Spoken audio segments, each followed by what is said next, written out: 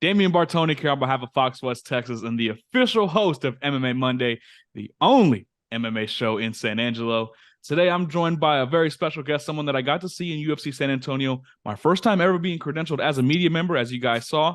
My boy, Victor Altamirano, my guy who came through with a big-time dub against a very good striker. Vic, how are you doing, my friend?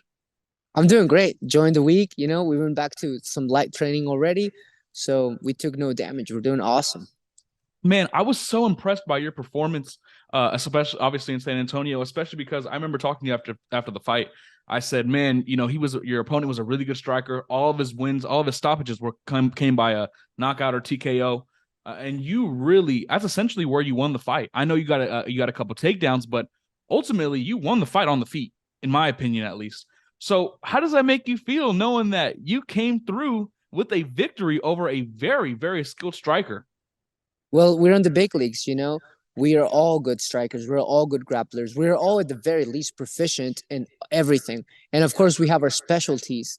My specialty has always been striking, mostly with my kicks.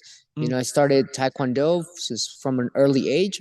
So kicks were my repertoire began. And that's what we displayed. We knew that he had power on his hooks, and we knew hooks required short distance. So we said, let's keep it long distance, and we have the kick and repertoire to do so efficiently. And so we did.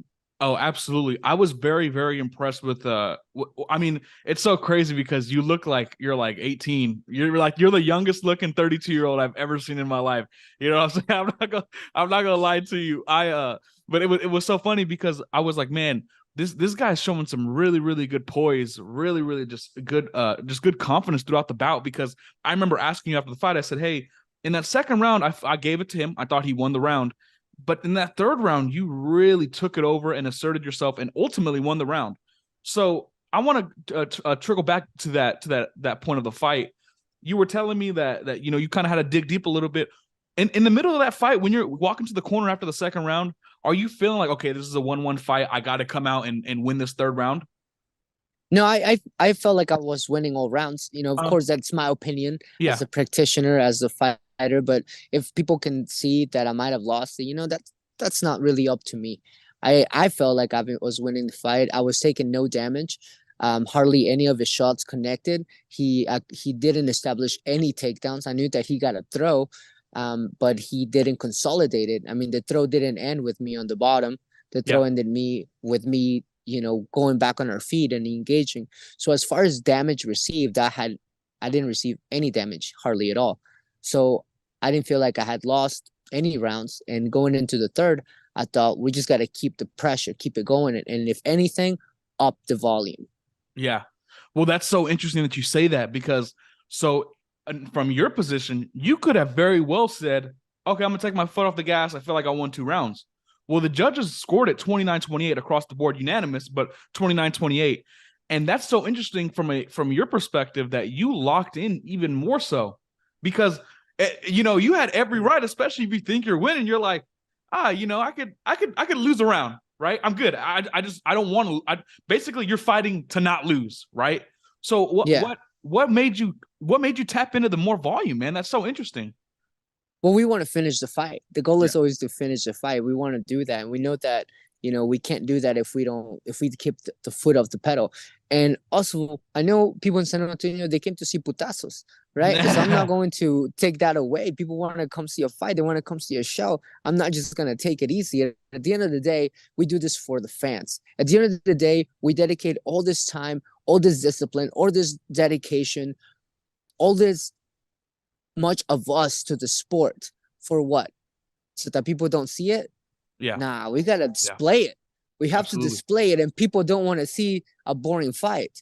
It is my job and it is my duty as a person who's dedicated years of practice to this art to make sure that I display it for the enjoyment of the people who are trying to enjoy it. So, it would have been from my perspective, it would be an injustice for me to just be lazy about it and say, let's just go on by it. No, the people want to see a show, and I want to make sure that I deliver it. Absolutely. Yeah, no, and that makes sense why everyone was going crazy after you won the fight. Everyone recognized that. Even in the before the press conference, we were talking and we were all like, man, that was a very impressive performance. And like I told you, what stuck out to me was your ability to take that third round. I thought I had it, like I said, I had it a 1-1 fight, but I thought there was no doubt. I was like, yeah, if Victor's not the winner here, we have a problem. There's a Yeah, serious problem. But I want to talk a little bit more about yourself as well, because before you joined the UFC, I know you were in the LFA. I know back in 2021, you won an LFA 100. You won a title fight there.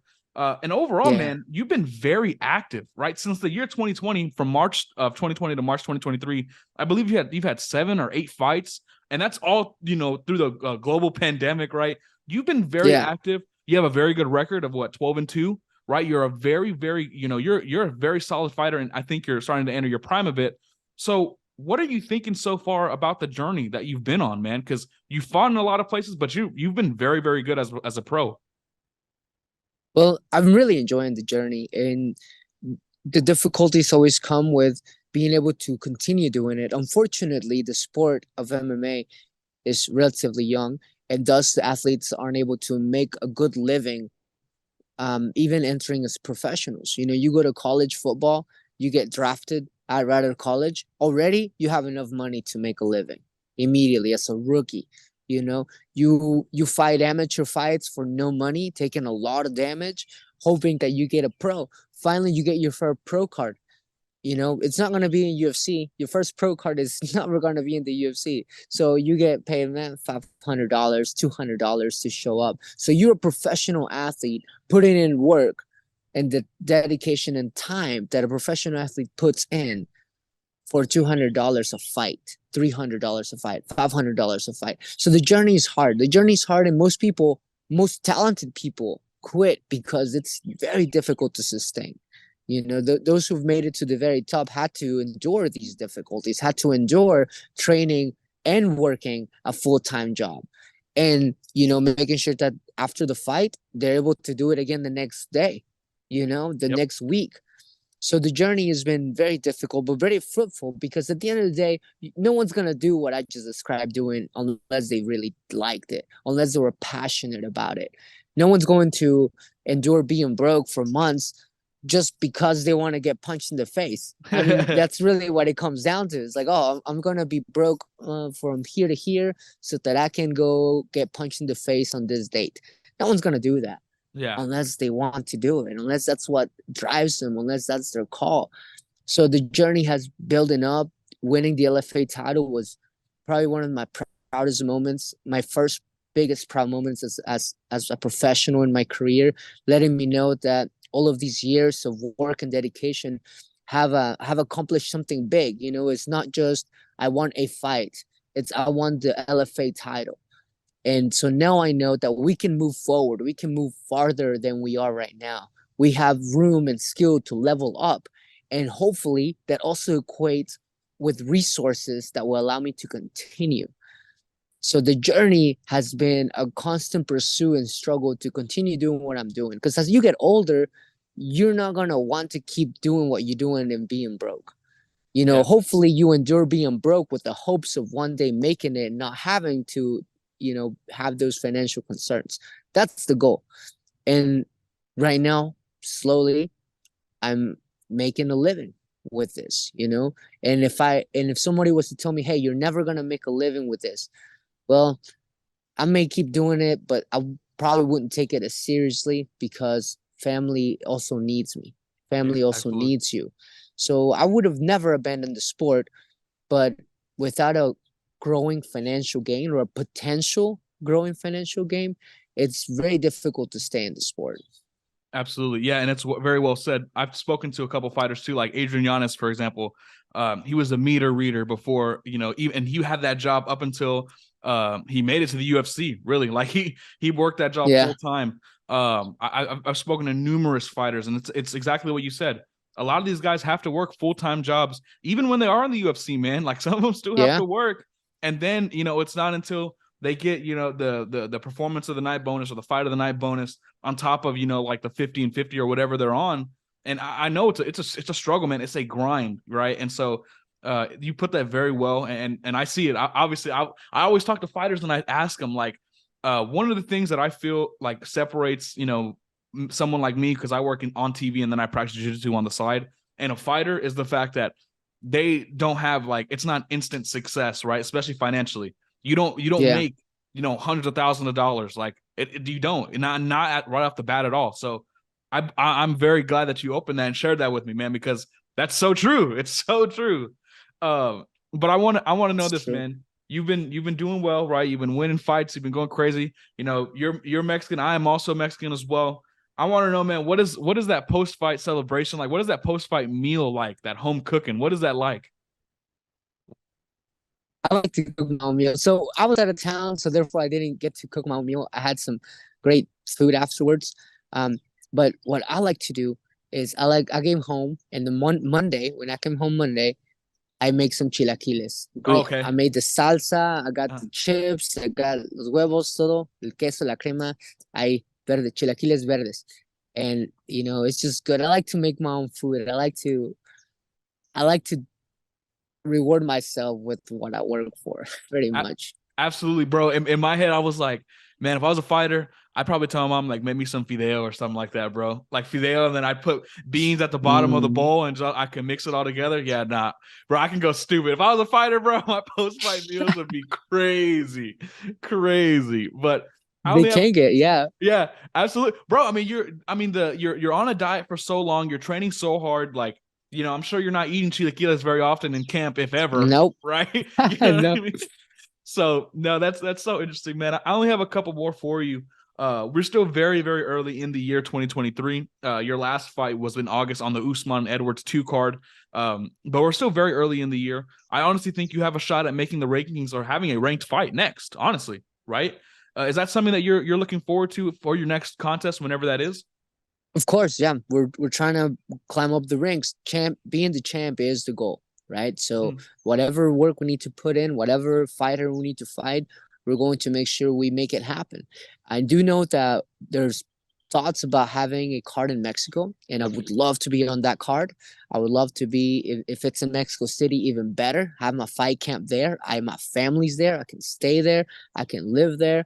I can have them around in the preparation for my family, and it would just be, I've accomplished all this so far away from home. It would be really cool to do this at home.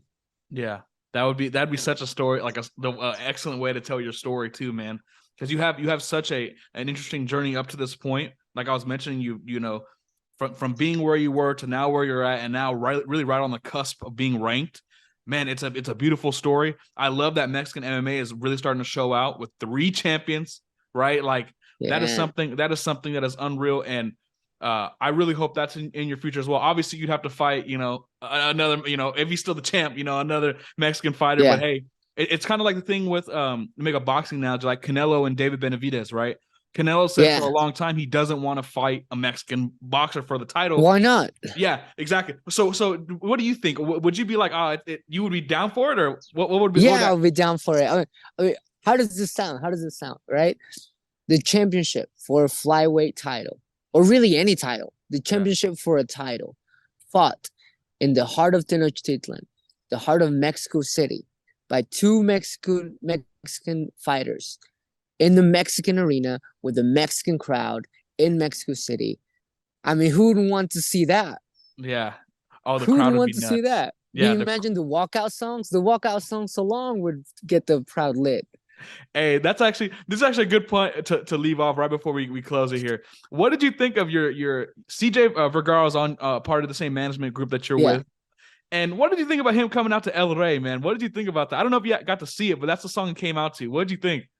it's good. It's good. If you just gotta. That's what inspired him to walk out and show up to the people in San Antonio. Well, it's a good sign. Everybody loves it. And I've been to a UFC event as a spectator once, and I can tell you that the walkout song really gets the people going. Oh yeah. And in San Antonio, that's a good song to pick. Bro, I told him, I was like, yeah, that was my grandmother's favorite song, bro. Favorite song. So yeah, he even said his too, man. So I feel like it was really, really a successful a night for the both of you. But in your case, man, I'm very excited to see where this journey takes you, as we're in the heart of your prime. you've showed a lot that last fight and throughout your last like 8 or 9 fights, man. So your journey has been awesome. It's been very awesome to see. Thank you for taking the time out of your day to speak with me, man. I greatly appreciate it. And if there's Thank you. anything you'd like to let the fans know, feel free. Well, just like to thank all the fans, everyone watching. I'd like to thank you. I'm grateful for this opportunity, for this platform to share the love, the passion of martial arts. I love to just thank my family aquí in Mexico, everyone, and of course, all the practitioners in the world. Anyone who's listening, who's practicing, just know you are contributing greatly to the sport and its evolution. So just keep at it, and hopefully, we'll get to see you guys on the big stage. Absolutely. And with Fox West Texas, I'm Damien Bartonek, signing out.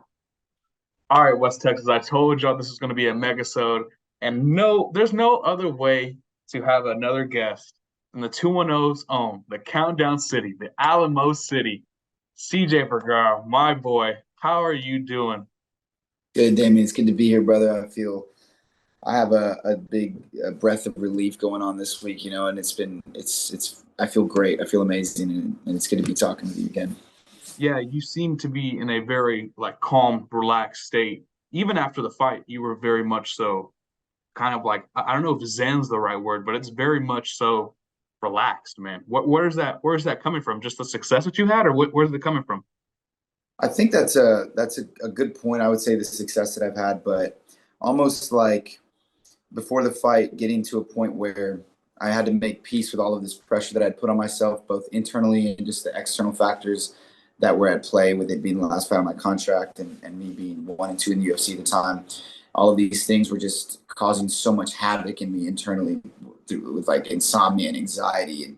And I came to a point where I thought to myself, look, if I continue to go about my day to day this way by being so crippled by this pressure, then I'm going to kind of miss all the good stuff about it along the way. I mean, I'm living out my dream, whether it ends in disaster or not. I still made it this far, so I made peace with it in a very, like, I would say, spiritual way with myself. So moving into fight week, it was just even then there was a calminess about it. Even when I did get nervous, I was accepting of everything that was coming up, and it was like a maturity level that shifted in me to just be accepting of whatever it is that's going to happen, because I do believe in destiny, and I believe that I'm just living out my destiny, and it's already kind of playing out the way it's going to play out, and I'm just kind of excited to be in the driver's seat for it, Absolutely. And you had an impressive performance. I personally loved it. I loved the fight. Obviously, it was a very crazy one, right? There was a lot going on in that fight.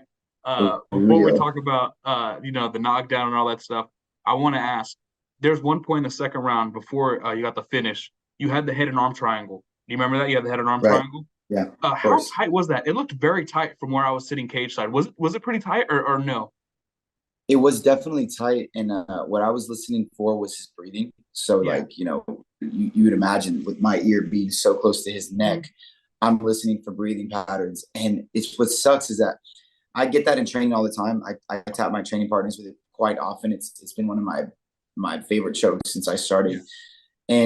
But I've gotten it twice in the last 2 fights. I got Tatsuro in it as well. And it was the same situation where it was choking him, but I could still hear like a straw breath coming from him, like a little bit of like a wheeze coming out, but enough for him. He wasn't going to tap from it. So I had to decide. I was like, am I going to squeeze even harder and start to tap into the blood supply of my arms and then get tired from this, or am I going to let it go? So it was really close, but I talked to my jiu-jitsu coaches about it and some of my other teammates, and I just have to make some slight adjustments with it. I think next time I land it in a fight, I'll finish him. It's so funny you mentioned that, bro, because so I've been training jiu-jitsu. I was before I got on TV, and I'm on TV and stuff. Before I did that, I was kickboxing, bro, but then I had to get on TV, so I had to stop it because I can't be on TV with a broken nose. To work with black eyes, yeah. But now I train jiu-jitsu, and it's so funny you said that's like your go-to, because that's actually my favorite choke as well. I feel very comfortable, especially like in side control, but I love the head and arm triangle. So when I saw it, I was like, oh yeah, I was like, 2 San Antonio boys going out. I was like, there we go, yeah. But yeah, that was something I meant to ask you in the post fight, but I didn't want to take too much of your time, man, and I wanted you to get out and enjoy with your fam. So it's so good. I'm so glad I got to ask you that, because it looked very, very tight, and I know what you mean too. It gets to a point where you're like, okay, am I just gonna put too much pressure, and eventually like gas myself out, or Right, what's the next exactly. move. And that's so interesting, bro. I deal with that in my head too, bro. In training, it's It's so very real. crazy. Yes, yes. My coaches suggested that instead of gripping my forearm the way that I was, I Mm, should go for a gate grip, pinch my elbows together, and then mm, bow my shoulder forward a little further, absolutely. and like small adjustments, man. You know Mm. the game. Yeah, no, absolutely, absolutely. My coach was telling me that yesterday because I got in good position in it on that, and I had to make a minor adjustment. But absolutely, bro, I know exactly what you're talking about. It's so funny. Uh, I wanted to talk about you as well coming into the UFC. Your first fight outside of the Contender Series was in Madison Square Garden, bro. What Yeah. what was that like leading up to that, and did you ever get to reflect like throughout that time? No, I didn't, man, because I fought for the Contender Series in September, and then it wasn't even a week later that I got the call for the November card. So, 2 months later, and then when I realized the card that it was, the people that I was fighting alongside, it became from that moment up until this past Saturday. I would say 2 weeks ago. From that moment to 2 weeks ago, it felt like I never looked up. Like I just was Mhm. like overwhelmed, so to speak. And you hear fighters talk about, I saw this moment coming. I knew this was going to happen, so I did A, B, and C. And like it's great, and I believe them. But for me, when I look back on it, it seems like there was a lot of me that was very much overwhelmed by the entire situation without even realizing it, though. Yeah. I went about fight camp, things like that. I feel like I didn't quite figure out the way to balance my work and personal life, Mhm. and I was either way too overcompensated by just being absorbed by fighting and training, and zero personal time at all with family and things that I needed for my own mental health, or quite the opposite. I would, so it was just like this constant teeter tottering for me. So, but with that being said, it was my first time in New York City. That was an incredible experience. Looking back on it, I feel like I would have handled it differently, but I was still very great and still am very grateful that I was able to live in that moment to fight alongside Kamaru and Colby and Chandler Yeah. inside of the garden, bro. I mean, it was incredible, so incredible, so incredible. Yeah, and just for being a kid from San Antonio, man, it's someone like myself, right? I'm we're about 6, 7 years apart in age, but it's always really cool to see, someone like yourself, are fighting out of San Antonio, whether it's you or Zach or Alex, right?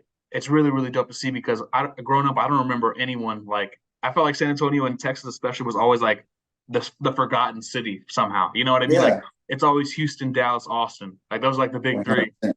and so it's really nice seeing that. And you said this is your last fight on your contract, and man, what a way hypothetically. Now I hope that you're back, but I think you're a very talented fighter, kind of starting to hit his prime.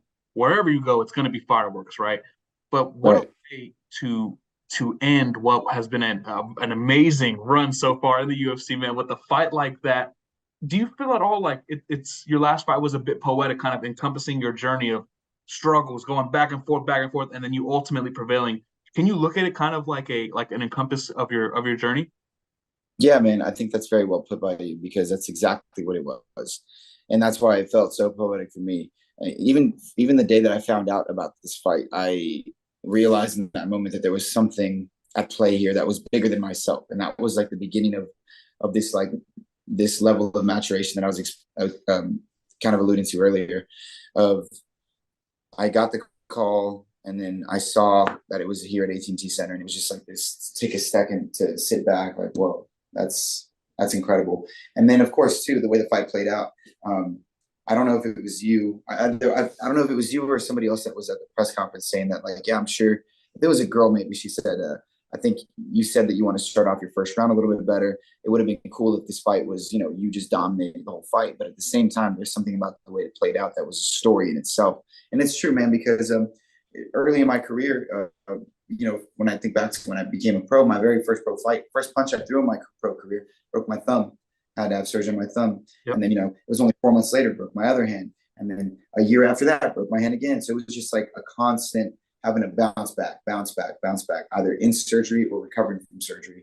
And that's just the way that my story played out. It was never a question of if am I going to make it to UFC. It's when, and and I just need to continue to overcome these obstacles. So that was what it was. And I think that because of the obstacles that have been put in front of me and because of the journey that I've had, having so many bumps in the road, when things like that happen inside of a fist fight, you don't have any time at all other than to survive or to drown. And to me, I think that my spirit kind of shows and it shines, which is why I'm able to bounce back and recover so quickly.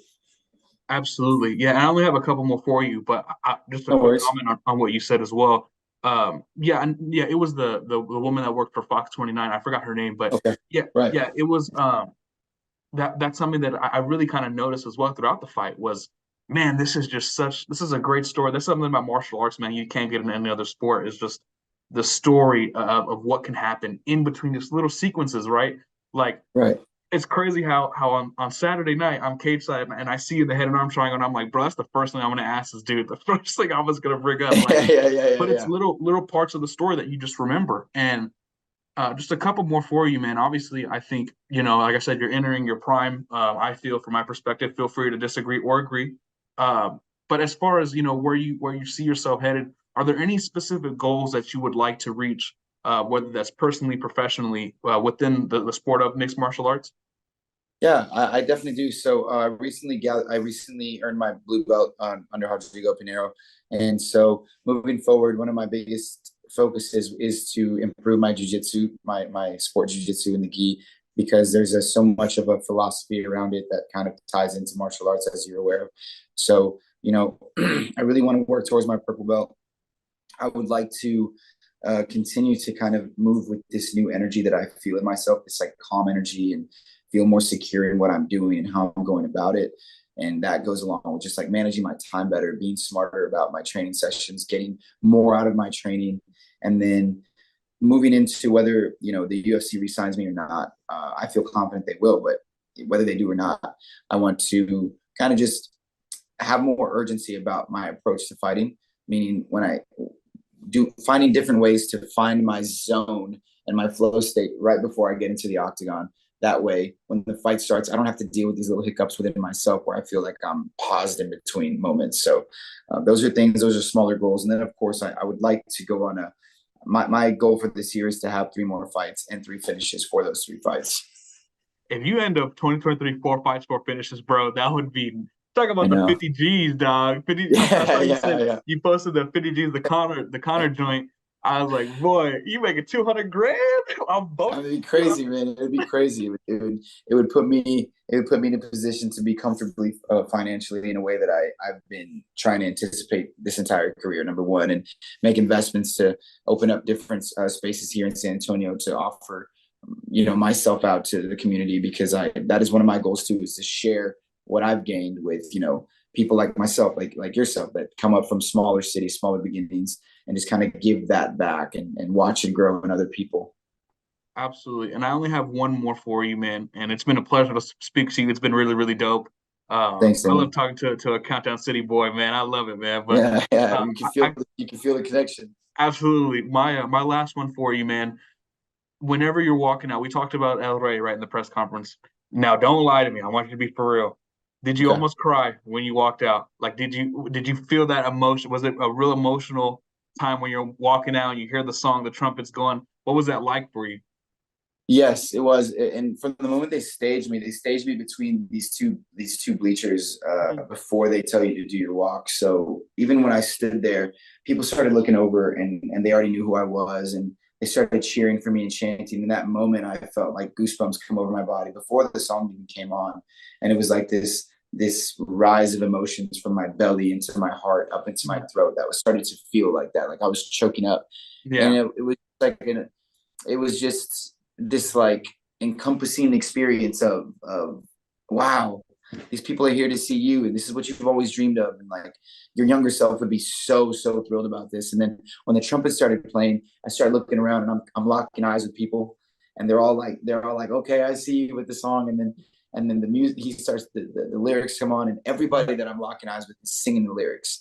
And in that moment, that emotion turned into like this, I think that for the first time in my career, I experienced that Mexican spirit that everybody talks about, the Mexican fighter. It just started to come out. and I'm screaming these lyrics louder and louder and louder. And even when I got into the octagon, I started screaming across the cage at Daniel in Spanish, and I never do that. But it was just like something completely took over my body, and it was just raw emotion, just ready to die, ready to kill for what I believe in right now. And it was incredible, man. And I'm gonna remember that walk for the rest of my life, forever. And I've been trying to get it on Fight Pass, because I found out that on UFC Fight Pass they actually show the walkouts. But every time I click on my own on the event, it doesn't pop up. So I'm hoping that I can figure out what's going on with Fight Pass and record that so I can have it for myself, for my own archive.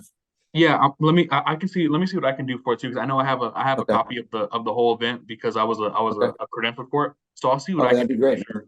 Yeah, I'd appreciate that. Absolutely, bro. Yeah, before I let you go, in the post fight, we were laughing. Or I was telling him, I was like, "Oh man, he came out to El Rey, bro. There is no way he was losing." I remember I was telling people, in press, bro. I was like, "Nah, he's not losing, bro." I was like, "Ain't no way." Even when you got knocked down, I was like, "Nah, he's not losing. He ain't losing. Ain't no way." I love it, man. Hey, it was so funny, dog. Like, you don't know how funny it was. Like, even when you would breathe, bro, it looked like you would just breathe and the fans would start. They would start. Yeah. Did you hear that too? Like, did you feel that, like, because I know you're so locked in, but bro, when you first got out of I forgot what submission he had. Or no, it was when you got up off the ground. Yeah. And you got out. Oh my God, it felt like the ATC center was shaking, bro.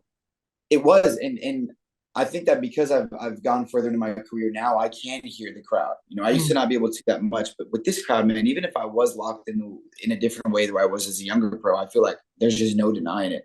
So whenever he dropped me, I can hear and like feel like my ears were like, that decibel point where it breaks and you can feel it in your ears, the vibration. I felt that when he dropped me the first time, when he dropped me the second time.